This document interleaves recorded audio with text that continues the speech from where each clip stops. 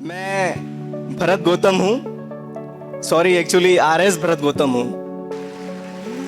अपने नाम के आगे पिछले कई दिनों से ये 3 शब्द जोड़ लेना मेरे लिए बहुत सुखद अनुभूति है।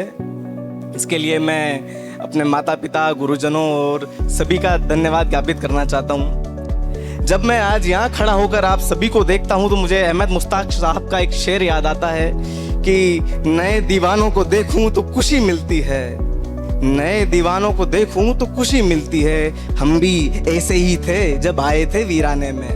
अभी जब मैं सर के साथ बैठकर अपने जीवन के सुखद अनुभव साझा कर रहा था, तब मैं सर को कह रहा था कि सर, इसी कहीं भीड़ के किसी कोने में जब मैं अपने ग्रेजुएशन के 3 साल में बैठा करता, तब मैं आपके साथ किसी सम्मानित व्यक्ति को बैठकर देखकर ये सोचता था कि एक दिन मैं राघव सर के बगल में बैठूं, मेरे जीवन की सबसे बड़ी उपलब्धि होगी। धन्यवाद सर, मुझे इस काबिल बनाने के लिए और आपके बगल में सर मुझे बैठने देने के लिए। दोस्तों, परिष्कार से मेरी यात्रा 18 जुलाई 2017 को शुरू हुई और ये यात्रा मेरे जीवन के अंतिम क्षणों तक जारी रहने वाली यात्रा है। दोस्तों, जब हम सभी दोस्त आपस में बैठकर चर्चा करते थे तो हम एक बात साझा करते थे कि हम एक दिन परिष्कार से निकल जरूर जाएंगे, लेकिन परिष्कार हमारे भीतर से नहीं निकलेगा। और जब तक परिष्कार आपके भीतर से नहीं निकले, तब तक आप चार्ल्स डार्विन के उस सिद्धांत को पूरा करते हैं जब आप कहते हैं कि उत्तरतम की जीवितता ही आपको यूनिवर्स में बनाए रखेगी। सर्वाइवल ऑफ द फिटेस्ट को पूरा करता है परिष्कार।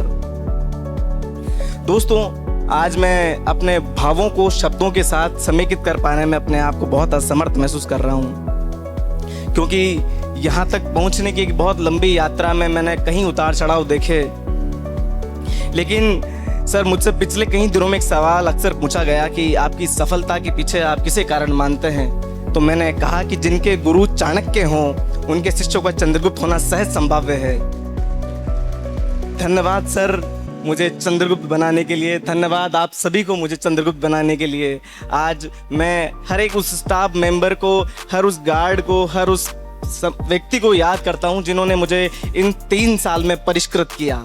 परिष्कार के हर कोने ने मुझे परिष्कृत किया। जब मैं इस मंच पर कहीं बार गुजरता था तो ये सोचता था कि इन कंधों पर किसी दिन मेरी एक तस्वीर होगी, और आज सर मैं अपने आप को बहुत गौरवान्वित महसूस करता हूँ कि इन कंधों में कभी किसी दिन मेरी फोटो होगी। सर, एक निदा फाजली का शेर है जो मैं अक्सर यहाँ खड़ा होकर सुनाया करता था कि मन बैरागी तन अनुरागी, कदम कदम दुश्वारी है, जीवन जीना सहल न जानो बहुत बड़ी फनकारी है, घेरो जैसे होकर भी बाइज्जत हैं बस्ती में, ये कुछ लोगों का सीधापन है, कुछ अपनी भी अय्यारी है। मैं अभी मैम से ये अनुभूति ले रहा था कि किसी दिन सर का समय निकले और मुझे आदेश हो तो हम सभी एक बार पुनः 79 रूम में बैठकर आप सबके साथ अपने निजी अनुभव साझा करें। अब ये है कि हमारा ये मानना है, मैं अभी इस भाई से भी बात कर रहा था कि परिष्कार से RS बनना सिर्फ अब हम तक रुके ना, यहाँ से शुरू हो। हालांकि हमसे पहले भी RS की एक लंबी परंपरा परिष्कार से गुजरती आई है, लेकिन मेरा ये मानना है कि यहाँ से एक नई लीग शुरू हो, यहाँ से नया माइलस्टोन बने। तो आप सभी को जब भी मेरे अनुभव की, मेरे सहयोग की जरूरत पड़े, मैं परिष्कार के मार्फत आप सब तक पहुंचने के लिए तैयार हूं, हमेशा तत्पर हूं। आज मैं अपनी वाणी को यही कहते हुए विराम देना चाहता हूं कि सर ने एक बार कहा था कि एक सफल व्यक्ति के पीछे एक महिला का, एक औरत का हाथ होता है। आज मैं यहाँ से जब अपनी माँ को देखता हूँ तो बहुत भावुक महसूस करता हूँ।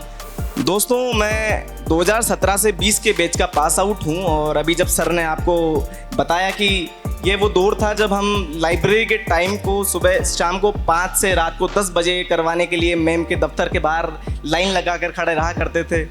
मैम ने बहुत अनुग्रह दिखाया, सर ने बहुत अनुग्रह दिखाया, हमारे बहुत आग्रह करने पे लाइब्रेरी का टाइम 10 बजे किया। हम मैम गिनकर मुश्किल से 15 लोग ही हुआ करते थे, 20 लोग ही हुआ करते थे, लेकिन हमने कोशिश की कि हमारा अधिकतम समय लाइब्रेरी से गुजरे। यहाँ 10 बजे लाइब्रेरी बंद हो जाने के बावजूद हम 11 बजे तक रिसेप्शन हॉल में बैठ कर पढ़ा करते थे। हम सभी मित्र आज अपने अपनी जगह पर, अपने अपने मुकाम पर पहुँचे हैं। सर, मैं एक बात ये कहना चाहूँगा कि मैंने नालंदा विश्वविद्यालय की लाइब्रेरी के बारे में सिर्फ पढ़ा है, मैंने उसकी राख को भी नहीं देखा होगा, लेकिन मैं आज जब परिष्कार की लाइब्रेरी को देखता हूँ तो मैं अपने आप को नालंदा की लाइब्रेरी में ही पाता हूँ। मेरे लिए लाइब्रेरी, अगर लाइब्रेरी शब्द मुझे कहीं से सुनने को मिले तो मुझे सीधा लाइब्रेरी रूम यही याद आता है। मेरे लिए बाकी लाइब्रेरी है, लेकिन मुझे जो मेरी स्मृति में लाइब्रेरी है वो परिष्कार की लाइब्रेरी है। दोस्तों, मैं एक बात यहाँ जोड़ना चाहूँगा कि जीवन के सबसे स्वर्णिम समय में जी रहे हैं, जहाँ पर आप चाहें तो जीवन में एक गुणात्मक सकारात्मक बदलाव ला सकते हैं, और इसकी शुरुआत आप किताबों से करें। किताबों से गुजरने वाला रास्ता मंजिल तक ही पहुँचेगा, इस बात की 100% संभावना है। ये गुर मैंने सर से सीखा।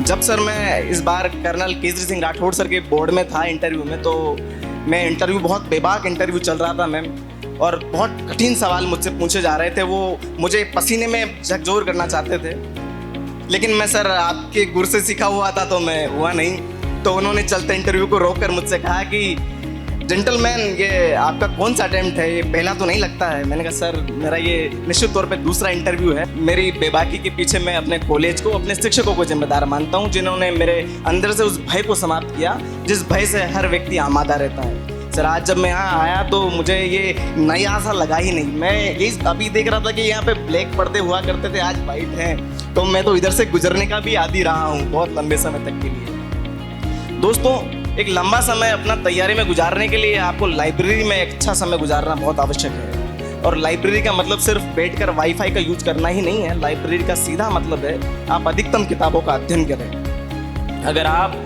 घोड़े होते तो घास चढ़ते, लेकिन अगर आप इंसान हैं तो किताबें चरें। और किताबें चरने का ये मतलब नहीं कि आप किताबें खाएं, किताबें पढ़ें, तभी आप जीवन के मुकाम तक पहुंच सकते हैं।